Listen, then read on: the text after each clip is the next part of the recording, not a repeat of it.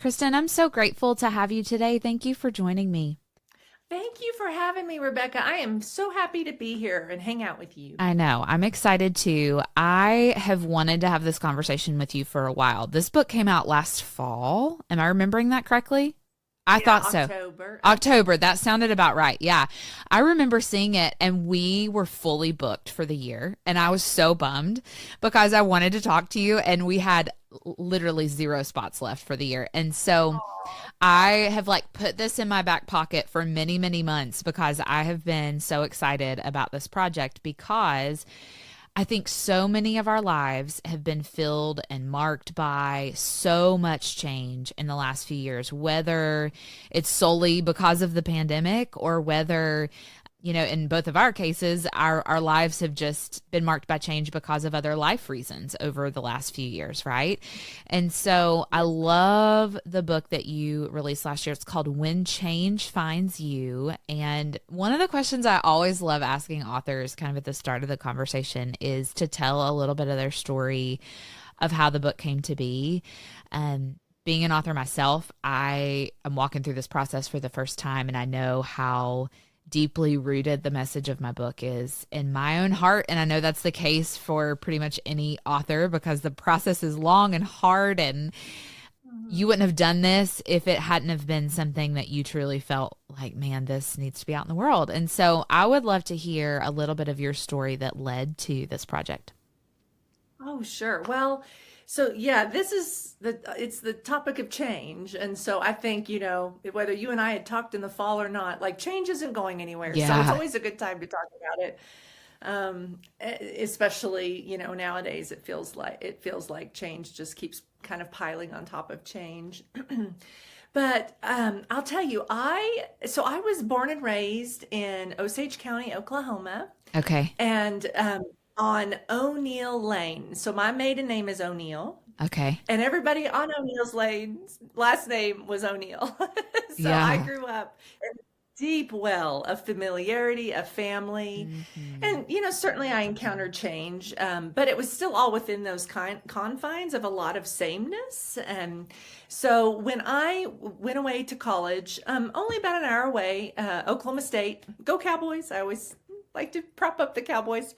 But anyway, I met my now husband, and he had been on the enlisted side of the fence in the military, but he was going through to get a commission. So once he commissioned, we were married, and then we moved to Ohio, and that just was the springboard for a lifestyle that was completely opposite of the way I grew up. And I struggled big time with change. And I had learned some lessons the hard way, but definitely began warming up to it more as time progressed. David retired from the military, works as a civilian now in 2014, but still, our family has been hit with a lot of change. It doesn't look like moving as much, but it does look like things like losing parents, growing kids. So honestly, when I write about change, I almost feel like my life just sort of like it almost writes itself. I mean, that sounds silly, but I've just had so much of such varying change in my life that it's just a wealth of experience to draw from. And when I write, I love to include the stories of other people you would know or you might not know, historical figures, pop culture figures, or people in my life who have experienced a different kind of change as me. Because I think that when somebody else handles change real well, it really does a lot to teach us how to abide well through it ourselves. That's so good. And I'm wondering, as you recount on some of those really hard years, what are some things that just sustained you or encouraged you that if somebody's listening right now and they're like, yeah, Kristen, Rebecca, I'm in the thick of it and I just need some encouragement, what worked for you and maybe what didn't work? Yeah. Yeah, maybe what didn't work. Well, I would say what didn't work was hiding up in my house and just sort of expecting uh, friends to apparate like Harry Potter, on the on the front doorstep. When you grow up like I did, like I really other by and large, I do not remember having to intentionally make friends. Like they were just there. I mean, I grew up in the same community. Again, like I said, lots of family, but all my friends and I pretty much kind of went through too, and a lot of them went to the same college as me. Not all of them, but a lot of them did, enough to where I didn't feel super lonely when I was there at first. So I would say learning to make friends is like that's a skill that is hard to, if you don't know how to do it, you don't know how to do it until you've been thrown into an environment and you kind of figure out, okay, these are some things I need to do that. So I would say what didn't work was for a long time, I didn't do much to make friends. And, my husband was traveling quite a bit. And it was very lonely. I'm not even sure if before my married life I had ever been by myself all that often, and so I went from so much community to, nothing. So learning to make friends, to fight through the awkward and make the first move and make it over and over again, and to be kind of annoyed because it feels like I'm putting in a whole lot more work than these other people are who have been here and, could extend an invite, that's if you feel like you're putting in more work than you're getting back, at least at first, that means you're doing it right. And it will eventually pay off because Jesus had his friends. And if he had his people, he wants that for us too. So that is something that has, my earlier approach didn't work. And then I kind of learned some things that did work, even though sometimes it still took a long time, and it can be real hard when you finally make friends. And then it's like, well, now I know we're moving in a year. So, that sort of realization that you have to kind of do it again then when you get to your next spot. I would say another thing that really worked for me, I am a big believer in traditions because I think traditions ease transitions. And when I say that, I don't mean like, it doesn't need to be something laborious. Perhaps you could think of it as a ritual, whether that's daily or weekly or in a season. I just love to develop rituals. Like daily for me would be, I like to have tea in the afternoon and read a magazine. Now, sometimes my kids are older now, so I can be pretty regular with that. But when my kids were little, that was harder. But I would, set them in front of a movie and then have like a little reading time or, read some from the Bible or a devotional. And then seasonally, certainly, keeping some of those traditions I had growing up or my husband had, but then making some new ones ourselves, because traditions are great and rituals are great because they can travel with you and they just give you a measure of familiarity in a time or in circumstances that really feel very unfamiliar. So, I mean, those are two things I would say that do work. Traditions and finding your community. I mean, it's just not the time to be an island when you're going through a lot of change. Hey friends, quick break in this conversation to remind you of something. If you are loving the show, you're loving the conversations we're having, it would mean the absolute world to me if you would leave a rating and a written review on Apple Podcasts for Radical Radiance. When that happens, when more of those happen, the show gets put in front of more women, and in turn, it allows them the opportunity to take part in conversations that will show them more about what it looks like to radiate the heart of Jesus. And I can't think of anything better than that. So it would mean the world to me if you would take just 2 minutes of your time and leave a rating and a written review. I'd love to hear what you think. Now, let's get back to the conversation. Yeah, that's so good. And I'm thinking about when I moved so far a few years back, there's sort of this thing that happens where you're having to hold two things at once. You're having to hold the fact that you're grieving the loss of what you had. And that's real and that's hard. And if we just stuff that, we're doing ourselves no favors, right? And so there's part of you that wants to continue to cultivate those friendships, but you have to figure out, okay, well, what do they look like now? Because they are going to change, right? And they're Right. not going to maybe Right. be as intimate as the friendships were when you were there. And so there's a grieving Right. process in that. And while you're holding that, there's the okay, yeah, but I can still pursue community. I can still figure out what that looks like here. And embracing the newness of what you're experiencing doesn't discount the grieving of what you left, right? And that was something that I really had to grapple with and took me a while. And so I just love that you share about that because I think it's so important. And I think along the lines of traditions, I love that you bring that out because what made me begin to feel more normal was when I knew my way around the grocery store. When Mm, what were some other things? When I had a couple favorite restaurants and yeah. when I had kind of a little, I'm a big runner.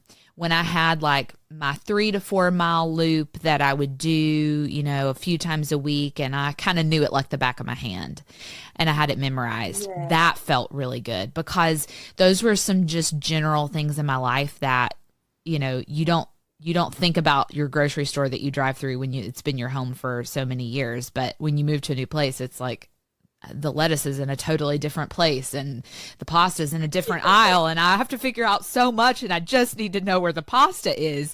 And so when you figure Yes. out some of those things, I think that helped me a lot as well. So I love that you say that. I think you're right, Rebecca. I think you're talking about, that, but that takes intentionally kind of getting out and, kind Yeah. of playing tourist in your new, I mean, Yeah. going to the grocery store isn't necessarily a tourist move, but you are getting out and trying to figure your way around. And when I talk about change, I talk a lot about acknowledging the losses change brings Mhm. before you move on to accepting and adapting and abiding well through it.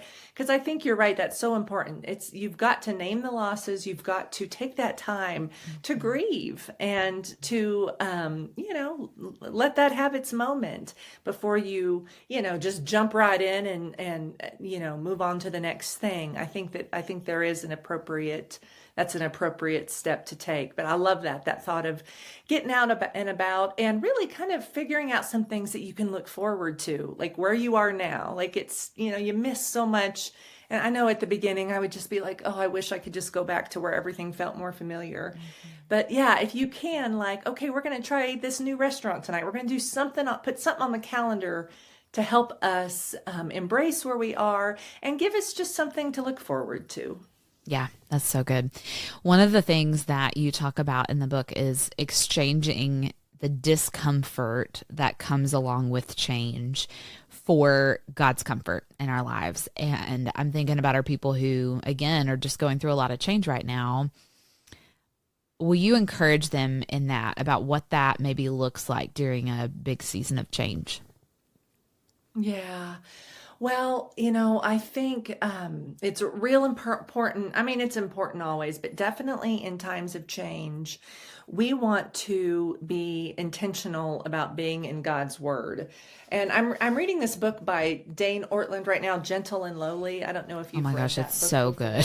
before. It's so It's so good. good. I'm like, I might as well just like not like I just am underlining almost the whole thing. But he has a quote here that says, this is why we need the Bible. Our natural intuition can only give us a God like us. The God revealed in the scripture deconstructs our intuitive predilections. And I love that because it is so true. Like when I'm in a lot of change and I had to come around to change. I'm not a naturally like change embracing person. Like you talked about going on a walk earlier. I sometimes like to deviate to a new place, but I'll even like, I really like the route we walk. And so I like to keep it the same. So I don't naturally embrace change. So it can be real easy though, especially if the change, is one that I really do not like. I did not ask for it. I do not want it, yet it is here. It is real easy for me to just see it from my own perspective and to, make God's perspective into mine instead of me purposely tuning myself to Him so I get His perspective in it. And I guess that's the main thing he has taught me. Like change, he says, Kristen, I mean, he says, like in my spirit, I feel this sense of like, okay, change is not a roadblock to your contentment and happiness. I'm not just working around this in your life so you'll be happy. I'm working right down through the middle of this. And, we would see things like when we were a military family and when we, there were a couple assignments where we all made good friends, like all the kids had their great friends who were the kids of my best friend, who were the kids of my husband's best, like the families just clicked. And we were all so sad to move. Yet we could still say, after we got to the next place and gave it some time, we were like, gosh, we can still see how we're better off here than we even were but at the other place that we loved. So it's just, I guess, that both parts of being in the Word and just keeping your eyes and hands open, that if the Lord was good before this change, He is good after it, and He will bless us in the land of the living. That is what the Psalms say. And so even in this change, even when the circumstances aren't desirable, He will still work through it to bring about a blessing. And I think about Abraham. He was asked to move, and the Lord said, listen, if you'll just obey me and trust me here, I will bless you. And then I will bless the descendants after you through this. And I think He says the same thing to us. If you will just trust me here, there is some kind of blessing to come. It may not look the way you think it should look, but it will be good and it will be for you. Yeah. One of the things that I wrote down as I was reading through the book and just some material about it was how He's using change for us, not against us. And I think that's the heart of what you're saying too, right? That He is for us and He's using this change in our lives for us and not against us, even though sometimes it doesn't feel that way. And that is, that's one of those times where we can't let our emotions drive our behavior or how we view God. Yeah. And I know for me, if the foundation of my emotions is not the character of God and it's my circumstances, then it's really hard for me to take my circumstances and make any sense out of what God's doing in it. Right, but if I start with what do I know is true about God that I can stand on, that is unchanging, then I can walk into change with confidence and like He's up to something and He's at work in me and He's using it for my good and His glory. And so I love that you bring that out. I think you're exactly right. And I'm an Enneagram too, so I'm up to my eyeballs in feeling. I'm a feeler through and through. But I have to be real intentional about relying on the facts of my faith in times of change rather than just my feelings. And let me point out too, Rebecca, that when I talk about change, there's kind of two different kinds. Two sides of the coin, I guess, that I talk about. The one kind, like I mentioned earlier, the really hard change. We lost my dad in 2018, and then 6 weeks later lost my husband's dad. And, just like, okay, we wouldn't have asked for that. And certainly not in the close time frame, we certainly wouldn't have asked for it. But then there's good change that is still hard. When you bring a new baby home, that's a beautiful and wanted change. But it's a hard one, and there's lots of adjustments. We're sending our baby off to college here in August, and that's a very good change, but it's also a very hard one on the old mama heart here. So I love to encourage folks to just keep, like you were talking about, God's perspective in both sides of those kinds of change. Yeah, that's so good. So good. Well, there is a question that I ask all of my guests that come on the show. And Kristen, I'm so excited to ask you, and it has to do with a verse that God has really used in my life. And He used really to kind of steer me towards how I rebranded the podcast. So the name of it is Radical Radiance. And I just really have a heart for helping women see what does it look like for us to radiate the heart of Jesus in all that we do. And so we have conversations that point us to that in a lot of different ways. And so the question I love asking is, what about Jesus, Kristen, makes you radiant? Oh, goodness. I think probably His, and here, like I mentioned, I'm reading this book called Gentle and Lowly. But I think honestly, His gentleness, because I have a real strong inner critic that will try to, it can be a running loop of all the things I'm doing wrong. And the fact that Jesus does not work that way, that he is gentle with us and loves us and doesn't expect us to, perform, and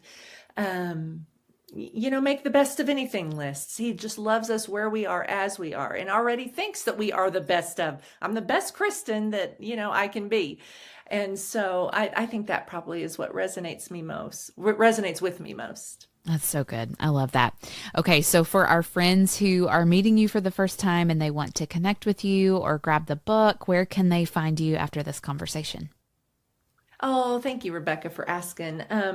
So I have a website, KristenStrong.com, and that's Kristen, and then my last name is like you would think, Strong.com. And then my favorite social media platform is probably Instagram. Me too. At Kristen Strong. Yeah.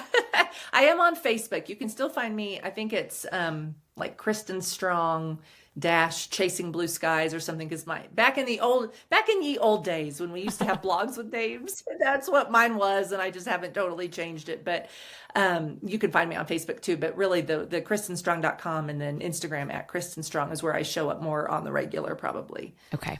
Awesome. Well, I am so excited for our friends to get their hands on a copy of When Change Finds You. And I know they're going to be so encouraged, just as I was reading through. So I'm so grateful. Yeah, I'm just so grateful that you wrote it. I know it couldn't have been an easy book to write. And I know that you're just going to walk alongside and encourage so many people. So thank you so much for being my guest today. Thank you. And the book is wherever you want to buy a book is basically. Yeah. So I forgot to. Yes, absolutely. Yeah. So we love local bookstores. We also love Amazon if that's easier for you. So either way. Yes. Either way. Awesome. Well, girl, I'm so grateful for you. Thank you for being with me. Thank you, Rebecca. You have a great day.